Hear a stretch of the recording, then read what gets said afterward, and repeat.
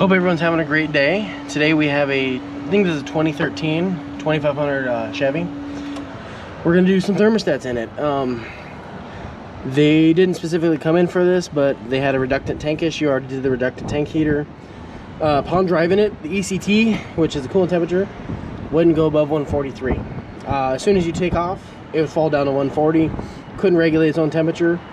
So we're gonna go ahead and pop some thermostats in, and that'll take care of that. I have brand new GM ones ready to go. So let's get this thing going. Apologize for the noise, it's gonna be a little loud today. So the first thing I usually start with, I'm gonna take this hose clamp, I'm gonna pop it. Try to leave it locked if I can get my giant pliers in there. Because the beautiful thing about these Duramax is ever since 2005, they don't have drain plugs. So it makes it really difficult to do this kind of work. So I'm gonna pick this, and then what I usually like to do on these is I grab a sucker and I suck the coolant out of the reservoir first, and then I loosen this hose to try to drain the coolant back into the reservoir so I don't make a huge mess. So I go like this, walk it back and forth, make sure it's nice and loose. Oh, still not ready yet. I need to get more underneath.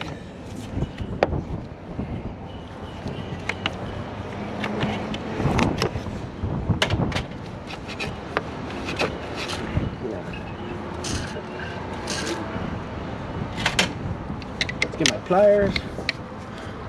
There we go. Be careful not to cut the hose. Still, you don't want to pull it all the way off. Just want to get enough, and I'm gonna get my sucker. Okay, let's see. I have something sucking over there. Maybe hard to see. We're gonna go ahead and pull this off a little bit more.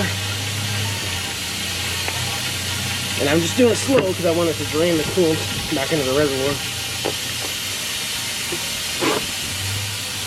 So, you can see we have no coolant pouring out of there. We have a bunch in there. It's hard to get deep down in there. It's like going to the dentist, almost. Let me unhook that.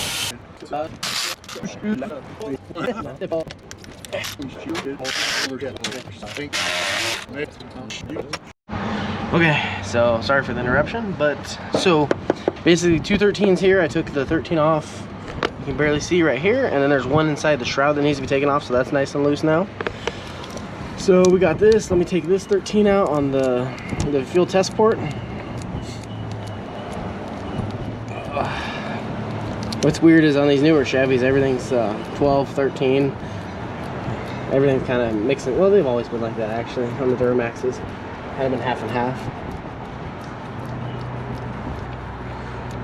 And the thing I notice is my coolant level is coming up. Let's see how full it's getting. We're right there, so I'm gonna have to, let me go turn on the sucker. Oh, okay, so now we have 12s. Oh, allegedly. That looks like 13. Huh. Maybe those wrong. I thought they were 12s, but must have. There's that one. There's 4. There's one right here. There's that. I'm gonna kind of keep an eye on the coolant. So now I brought you some light so we can see. So I sucked the reservoir out again. I'm gonna take these bolts with my magnet. Pull these 4 bolts out. Okay. Okay. There's that. Now, it's kind of a lot going on down here. I'm hoping I don't make such a mess. But you gotta pull this fan shroud forward because see there's a little piece that engages. Gonna make a little bit of a mess. But, you know, it is what it is. We'll pull this line up a little bit. And it is windy.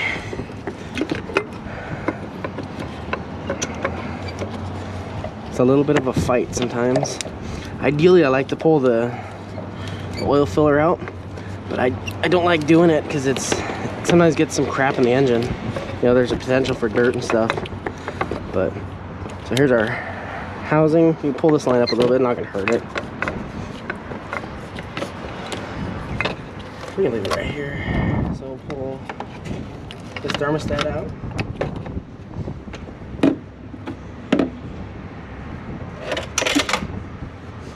Okay, there's one. Now we get the fat one at the back. They don't look all that bad, but man, this thing would not regulate its temperature. Drop goes the weasel. It's kind of hard to see.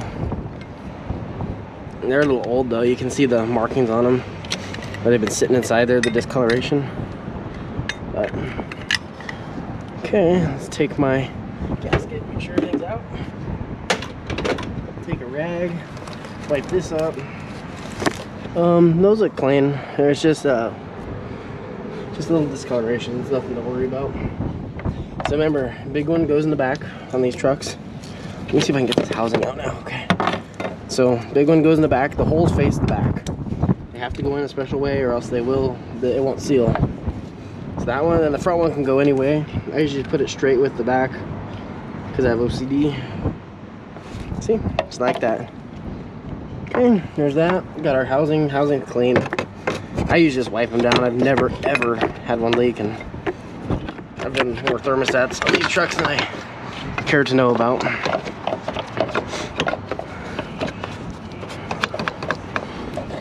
Like I said, you kind of got to be a little careful. It's a little snug down in here. It's not. These ones are kind of a pain because it's so tight. So you just want to line everything up. Get your magnet out.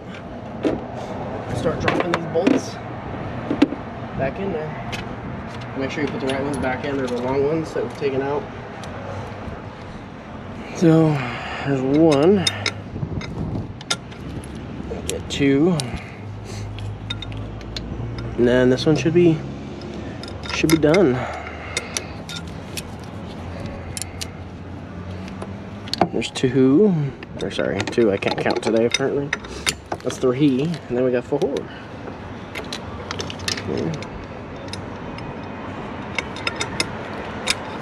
Okay. Okay, now let's start these. Okay. Gotta be careful because the hose clamp gets in the way on that one sometimes. I'm not trying to go gung-ho on these bolts. You want to be nice and slow with them. Take your time with them. Make sure you're not smashing, pinching anything. And go in them. Get in them and tighten them down. This one will tighten. Nope, then I have to move it. Okay. There's that. Okay, now we can set this this return thingy back. That's the technical name for it. Now you need to pay attention when you have these bolts. So we took out 4 other bolts. These are what we have. This one goes in the physical shroud. Obviously the short one is going to go for the oil filler to the thermostat, and then these two obviously are going to go for this. So we'll set those aside. Hopefully you can see what I'm doing.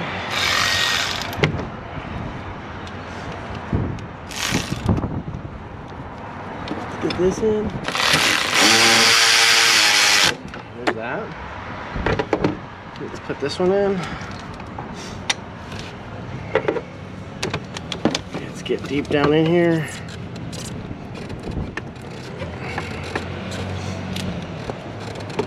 I gotta give her, reach around a little bit.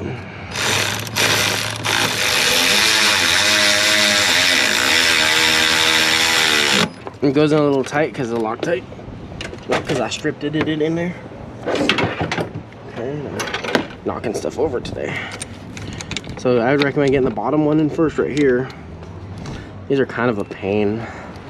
But I don't like taking these apart. I've actually never taken the hoses off to do that because it just, you always open the potential for contamination on this cooling system, or not the cooling system, the fuel system. And this truck, being an LML, is obviously equipped with a CP4, which are not known for their reliability, unfortunately.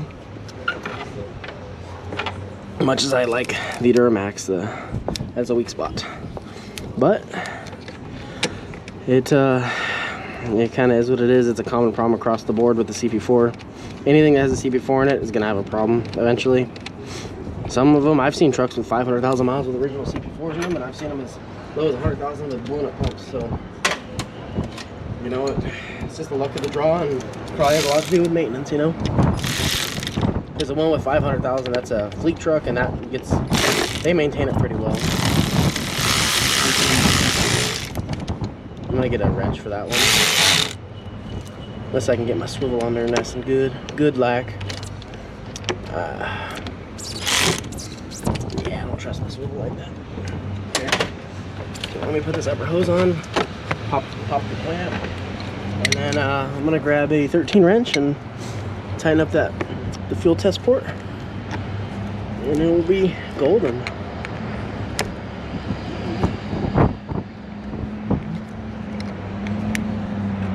Oh yeah, okay, perfect.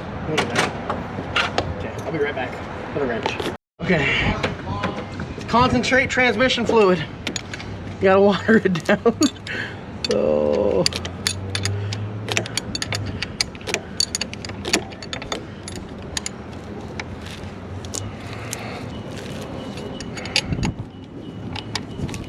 There's that.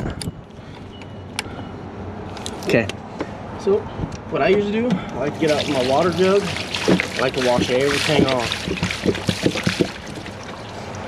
And I promise it's not gasoline. If it was a Dodge, it would be gasoline, but this is a Chevy. She ain't got time for that. So now let me go grab some coolant or start filling her up. Okay, let's go ahead and fill her up. This is already pre-mixed. I didn't spill it everywhere. The wind.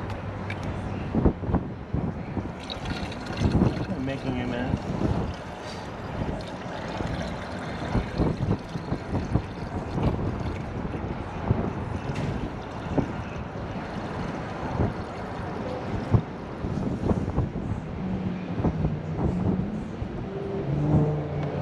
And then the other little trick that I do is when you fill it up over that spot right there, it actually fills up the other little reservoir on the side.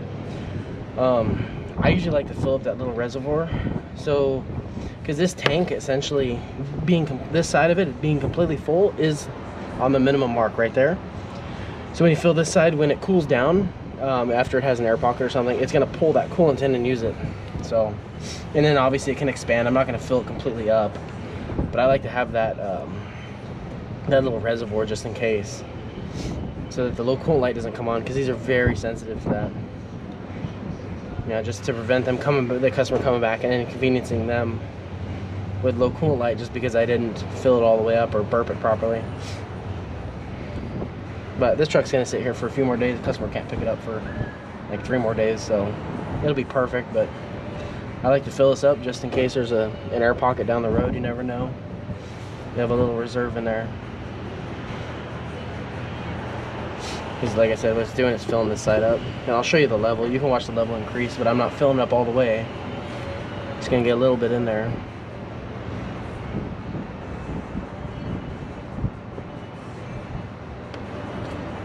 And this one, fortunately, doesn't have an air bleeder in it like the older Duramaxes.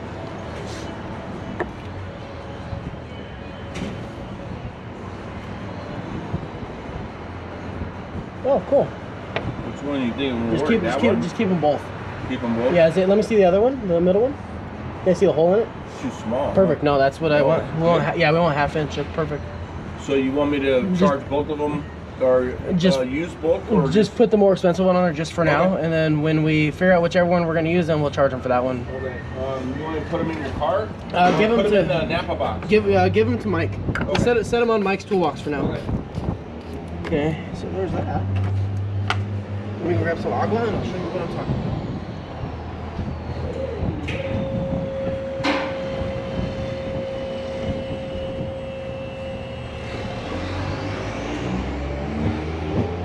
I like everything clean. I know I spilled some coolant. I feel bad, but you know, you're not making a mess, you're not working. You can see this side right here is completely full, obviously. And see, that's the minimum line, and it's full. And when you fill it past the cap, there's a hole that drains it over into the other side. And see down there, I don't know if you can see the red down there? This is the secondary where it can suck from. So I like to fill that up just in case, you know, say it has an air pocket in it after it leaves, after the customer drives it, you know, 100 miles or something. It can actually use that coolant and put it back in here. This is just a little expansion tank on this side. It's not actually an expansion tank. It's a, I don't know what it would be called, but it's a little reservoir that coolant is put into. When it expands and then it contracts, it pulls it back. And then over here, it's got the relief in case it pops. In case it's too much, it can shoot it out. So this will be good. We're gonna run it, go drive it, get the air out of it, let it sit till tomorrow, because like I said, they're not picking it up today, so it doesn't matter. Double check the fluids and she'll be ready to rock and roll. And yeah, thanks for watching. Have a good day. And if you do, don't forget to like and subscribe. Thank you.